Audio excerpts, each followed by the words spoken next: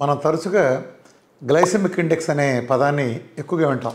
ఏంటి glycemic index అంటే, ఒక తెల్లన్నం కనుక ఉదాహరణకు ఒక 100 గ్రాముల తెల్లన్నం తింటే, ఉదాహరణకు చెప్తున్నాను ఇదంతా మీకు అర్థం కావడం కోసం, అది పూర్తిగా గ్లూకోజ్ కింద దాని కింద ఇతర వనరుల కింద మారి డిస్ట్రిబ్యూట్ అయిపోవడానికి తెల్లన్నంకు 2 గంటలు పట్టింది అనుకోండి. మీ లెక్క కోసం చెప్తున్నాను, మళ్ళీ ఏకలు పెట్టడానికి కాదు. అదే బ్రౌన్ రైస్ కనుక తింటే దాని గ్లైసెమిక్ ఇండెక్స్ తక్కువ కాబట్టి అది అరగటానికి, తిరిగి మనకు ఆకలియటానికి, శక్తి కింద మారడానికి స్లోగా జరిగే ప్రాసెస్లో 2 గంటల పోతే 4 గంటలు పట్టచ్చు. ఉదాహరణకు చెప్తున్నాను అంతే. అంటే మీరు ఎంత హై గ్లైసెమిక్ ఇండెక్స్ ఫుడ్స్ కనుక మీరు తింటే అన్ని ఎక్కువ క్యాలరీస్ వస్తాయి, ఇన్స్టెంట్గా శక్తి వస్తుంది. కానీ మీరు ఆ శక్తి అంతా వెంటనే కన్జ్యూమ్ అవటం చేత వెంటనే మీరు చచ్చినట్టు తినాల్సిన పరిస్థితి వస్తుంది. అదే మీరు లో గ్లైసెమిక్ ఇండెక్స్ కనుక తింటే దాని మైలేజ్ చాలా ఎక్కువ వస్తుంది.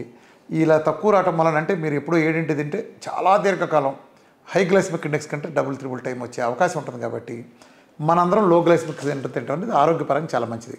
అప్పుడు ఏమవుతుందంటే లో గ్లైసెమిక్ ఇండెక్స్ ఎప్పుడైతే మనం ఎక్కువ తింటామో దాని వలన మీరు నెంబర్ ఆఫ్ టైమ్స్ ఈటింగ్ అనేది తగ్గిపోతుంది. మన ఆకలేసినప్పుడు తింటాం అనుకుంటే. సో ఆటోమేటిక్గా క్యాలరీస్ తక్కువ ఉంటాయి కాబట్టి మన ఆరోగ్యం పూర్తిగా అదుపులో ఉంటుంది.